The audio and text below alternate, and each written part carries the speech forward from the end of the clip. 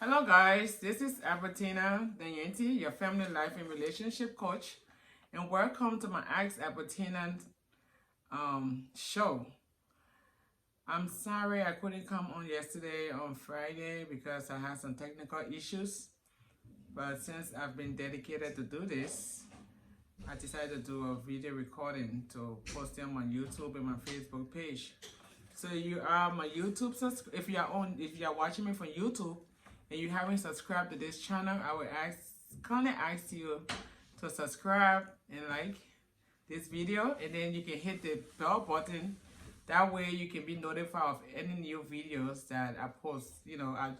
I'm trying so hard to post a new video every like twice a week.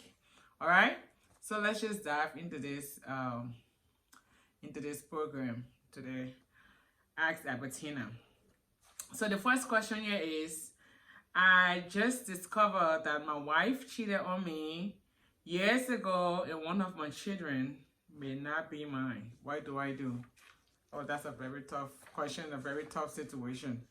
So this guy is asking that he just realized that he just found out. I don't know how he found out, whether by DNA or, whether his wife confessed to him. I don't know, but he did find out that his wife cheated on him. And, one of the kids might not be his. So my advice to you is to seek God's guidance, go to God in prayers and, ask him to lead you in the right way, to give you the grace, because this is a ground for divorce. But, the Bible told us to forgive, 70 times 7 in a day.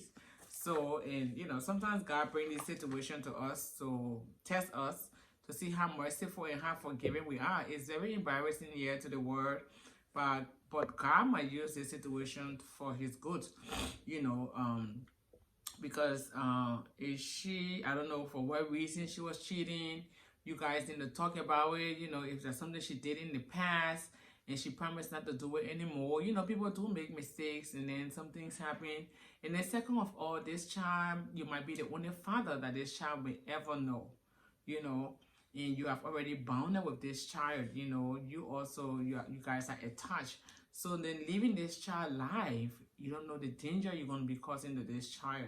So, in cases like this, the kids are always the one that will really suffer.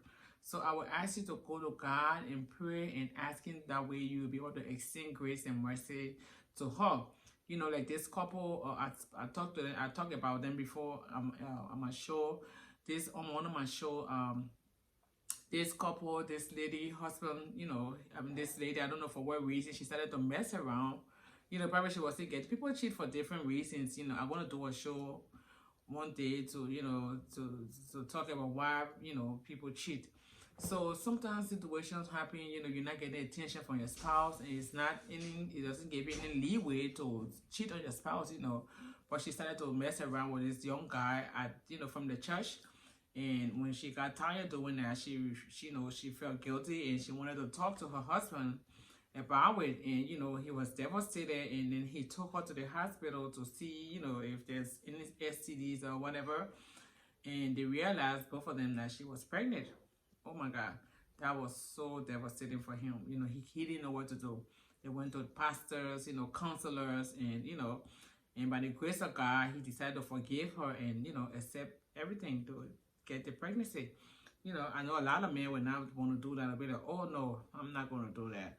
But, by the grace of God, that God was able to extend mercy and grace, forgiveness to his wife. He went, cover her up, they went to the kids, he told the kids about everything, and this baby was born.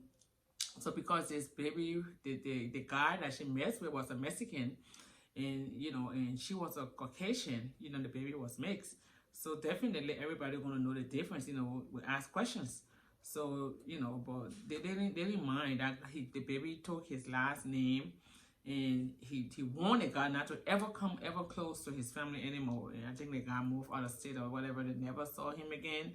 And because of that, God will always pray for ministry out of your pain. So in whatever situation we're going through, it's very important to ask God, why did you allow this to happen to me? Why me? What's the message in this? What do you want me to get out of this? and God birthed a very big ministry out of them, out of that situation. So both of them now, they go all over the world, you know, they're helping couples, you know, to help to forgive each other in situations like those. They're not trying to mold adulterous relationship or whatever. They're just trying to encourage couples to build, you know, relationships, you know, so in terms of forgiveness. So those are the things. So, I mean, like I would say to you, ask God, go to God and pray and, you know, ask him to help you to extend mercy to this lady and see how you guys can handle it. But it's very tough. You know, it's very, I'm sorry that this happened to you. And, you know, God got a reason for doing this. He didn't send her to cheat. You know, God would never send her to cheat, you know. But you never know why he allowed those things to happen. So, and then remember the child, you know, consider that child feelings too, you know, because you are the only parent, you are the only father that child ever knew in their life. And you're going to abandon them now. She probably don't know who she got pregnant for. She don't know the father whereabouts. And what's going to happen to the what's going to happen to this child's life? You know, to his destiny, to his future, you know. So I would ask you to consider all of those things and, you know, see how best you can do it. And I pray that you guys, you know, work it out and have a better solution in this situation. All right. So let's jump down to the second question. The second question is, how does couple manage their finances in their home? This is very tough. This is one of the major issues that cause divorces in marriages. You know, it's very important to discuss finances. Every family, I will advise that every family should have a money philosophy. You know, that way you guys can know how to manage your money and how to, you know, turn your money around, all that stuff. You know, some people will tell you that, oh, you know, I have a different account, my husband have a different account. You know, it do work for some people, but I don't think it's the right way to do it. Some, you know, a lot of people, you know, women especially, want to have control and want to have our own money, you know. So if you and your, the way we do it is like, if you and your husband, you know, get a paycheck together, you know, you have the right deposit and it goes into one account. You guys can give allowances, you know, you guys can decide how much, you know, the allowance going to be for the month. You know, you can give like $100. I'm just saying 100. It could be more than 100, you know, 500. You could give your wife $500 and then give your husband $500. And then that way you can open your own personal account and put that money in there that you can have more control over. That way you're going to do your hair, do your nails. You don't have to ask your husband for money, you know, or your husband want to get something, money. You don't have to ask you know, so that way you guys can have your own separate account. But that is because of your allowance, you know, that you have. So let's say if you guys do a separate gig, you know, on the side, you know, that you got some extra money, that money still does not belong to you. It still belongs to the both of you. Because the Bible says that a man shall leave his mother and his father to become one with his wife. So everything belongs to your husband, belongs to you. You know, that it including your finances, including your money. That's why I do not believe in prenup, because prenup is not part of kingdom principles. You know, because whatever belongs to you belongs to your wife. You cannot sign a prenup agreement and, you know, into a marriage. No, that's not kingdom culture. You know, everything belongs to your wife, belongs to you. And if you have children out there, you bring the children into the marriage, the children becomes one with the family. Those kids become your kids. Everything you have, once you get married to a person, everything becomes one, including your finances. So prenup is totally against the culture of the kingdom of God. All right. So this is it. So if you work, you know, you have a side gig or whatever, you bring that money together and you guys will decide how to handle the money, you know. So that's why it's very important, like, if you, before you get married, you be doing your premarital coaching and your premarital counseling, you have to discuss all these things. How many debt does he have? How many debt does she have? How many student loan, you know, debt, credit cards, and all that stuff. You know, how many child support, how much child does he pay in child support? You know, you don't want to get into marriage by surprise. You know, some people hide these things and then you come into the marriage and then you discover all of these things. You know, that's deception. It's like the person came to the marriage with deception, because you should have discussed all these things prior to going to the altar. So these are the things that cause, you know, situations and people don't want to stay in marriages. So like I said, you have to discuss all of these things. You know, discuss about your student loan, how much student loan you have, how many, maybe you have 80,000 student loan. You guys going to bring it to the table, set a budget, and see how much you're going to pay toward that student loan every month. You have this thousands of dollars credit cards bill. You guys going to decide if you're going to destroy the cards and then pay off, you know, whatever. But be transparent. You know, you have to be transparent in things like this, because like I said, financial issue is the number one issue I think so far that with this destroy marriages. I'm not a financial expert, but these are the principles that I learned, and that's what, and you know, I'm not like 100% there yet, but these are principles that I learned that I'm practicing, and that's why I'm sharing it with you after I got this question, because a lot of people got this thing, you know, oh, one person is wasteful, the other person is prudent. So you guys, that's why you benefit from each other's strength. Whoever is prudent manage, you know, the bills paying part.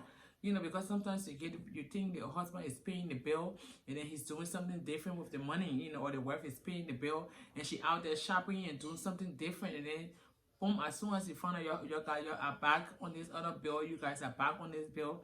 So you guys have to know who have that strength, who is disciplined in, you know, is more prudent in paying the bills.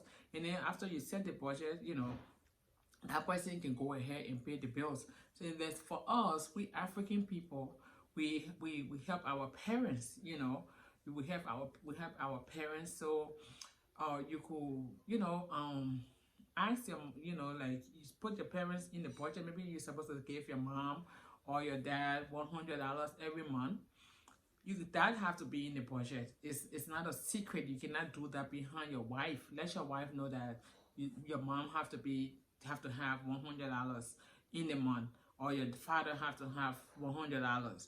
That way you guys include that in the budget, and then, you know, whoever gonna dispatch, you know, your wife could send it to your mom. You know, I did a video on that before, how to handle in-laws, you know, that the wife, you know, should deal with all of those things with your mom, so that way transparency can be in there. You can't be hiding things from your wife. So if you guys, let's say you guys, because vacations come every year, family want to take vacations, birthdays come every year, Christmas come every year, you know, people want to buy a gift for, you want to buy a Christmas gift, you know, for your family, you know, and you have to set a budget. Maybe you want to allocate like $1,000, $1,200 for Christmas. So you start saving for, let's say, for $10 every month from January. At the end of December, you're gonna have $1,200. Where that way you could be able to use for, you know, for Christmas. You know, sit down and write all the family members that you have to buy things, or how much you intend to spend. You know, stay at that at that $1,200 budget. Do not go overboard. You know, you have to learn how to be disciplined, how to balance. You know, birthdays come, your husband's birthday, and your birthday, you could save for that, or you could use from your personal allowance. Maybe you want to get him something more special. You know, you could use from your personal allowance or your spending money. You know, you could decide on how to, you know, do it in the kids. You know, because a lot of people waste money, waste too much money on children. We always think they want the kids need this, they need that. So we don't budget those things. But if you come to realize how much we spend on those children that we have not, that is not in the budget, it's way overboard. You know, it's overboard. So it's very important, very, very important to have these discussions to avoid all these petty, you know, confusion and money problems and all that stuff. I'm telling you, if you have this discussion where you guys can start saving from the beginning of the year for birthdays, for Christmas, and for vacations, you know, and groceries. Sometimes we spend a lot of money on groceries that we don't even expect to spend. You know, you go to the grocery store, you see something, you won't buy it, you know. As soon as you get home, you almost end up spending like $300-400. Money that you did not even plan on spending. So you have to budget. How much you guys want to spend on groceries? If they eat all the cereal and then drink all the milk, you know, they'll drink water with the cereal. Sometimes we have to give them tough love, because these kids, they make us spend a lot of money, and then we get drained, and then everybody get frustrated in the house, and then, you know, confusion, nobody is happy, everybody is so tense, you know, and then trouble. So we have to be disciplined when it comes to our finances. So these are the little tips that I have that I can share with you. But if you want to go deeper, whoever asks this question, you have to get to know, connect with some financial expert, that will help you to manage your finances and will help you to budget, and all that stuff. That's not my area. I'm just using principles that I use in my family, that have been working with me. So that's why I just decided to share. So I'm not ready, like I said, on marriage. What I keep saying, marriage. I'm not ready a financial person, So these are things that we do before doing your every couple before. Do not ignore these things. People always will say, oh, we get to that bridge. That's a normal Liberian cliche. We'll get to that bridge, we'll cross it. That's a very tough bridge to cross. You have to study these things.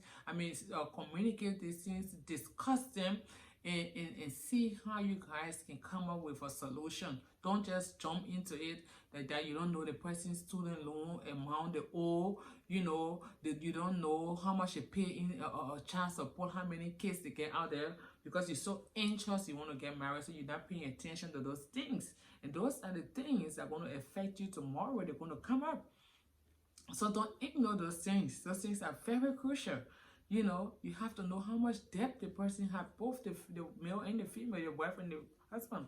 We want to know how much debt your wife has, and how many, in student loan, credit cards, whatever, Some people maybe you met her, she had a car, they repossessed another car before from her. You don't even know, she's still paying on that car and she's not telling you. So you have to go do the credit check. That's why it's very important. Do it. Both of you draw your credit, go and pull your credit out. It's not expensive to do a credit check. You're doing your credit check to see the debt everybody have, just to be, clear with everything. Because people are not good on speaking the truth. So it's very important to do your own due diligence before you get into these things. A lot of people get into marriages, they don't even know anything. They don't have any clue about the other person. They get in there and then reality start to kick in and they start to cry. So you have to be very careful. You don't be in a rush. Nobody is rushing you. Get to know these things, especially when it comes to money.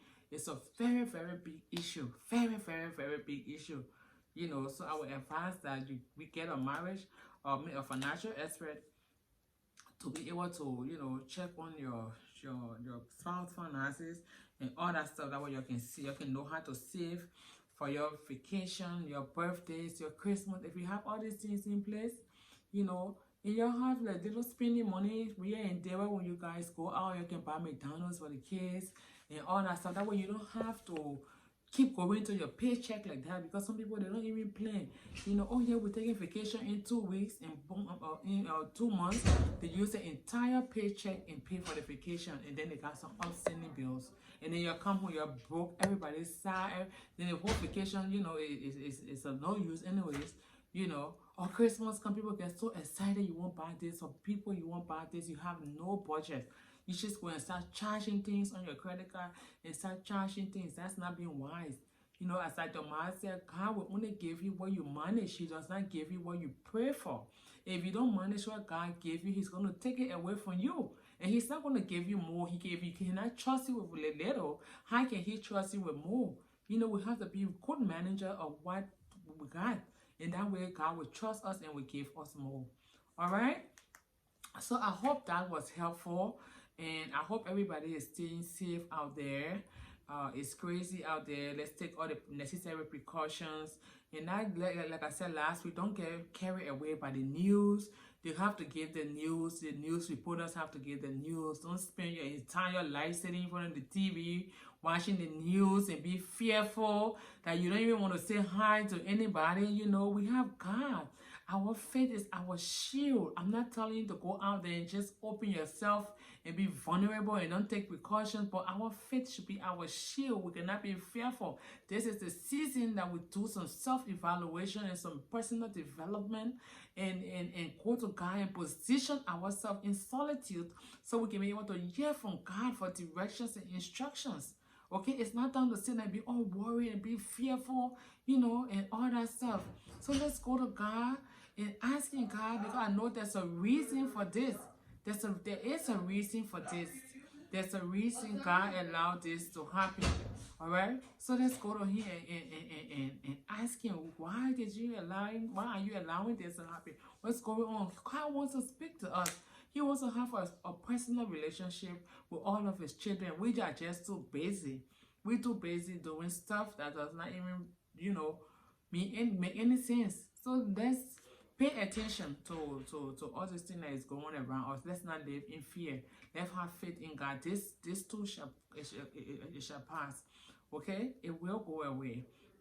And let this make us to, kind of like build our relationship with God, get closer to him, and establish a good and healthy relationship with our families. Because I heard a lot of families are struggling, they can't see each other, women, husband and wife, because, they cover up a lot of these problems because of work. People used to work extra hours, double hours, and they never pay attention to a lot of these things. Now life is being real, reality has kicked in. So I pray for marriages that are out there that are hurting, that are going through situations that bad situations. I pray that God will restore love and unity and oneness into marriages. Okay, it's my desire to see marriages heal. It's my desire to see people have happy marriages. So you can find me on Facebook, Kingdom Relationship Network, or YouTube, Kingdom Relationship Network, Instagram, Kingdom Relationship Network. We help to build healthy relationships using kingdom principles. All our principles on this platform is from the kingdom of God. Kingdom values, kingdom culture. It's not worldly, it's not based on worldly principles and worldly standards. All right? So thank you guys for joining me, and I will see you next Friday at 12 noon on Facebook Live and on YouTube. Like I said, I try to load new videos on YouTube twice a week. And then if you haven't subscribed to my YouTube channel, go ahead and please subscribe. Thank you for watching. I appreciate you all. Be safe out there and keep the faith, okay? Love you all. Bye.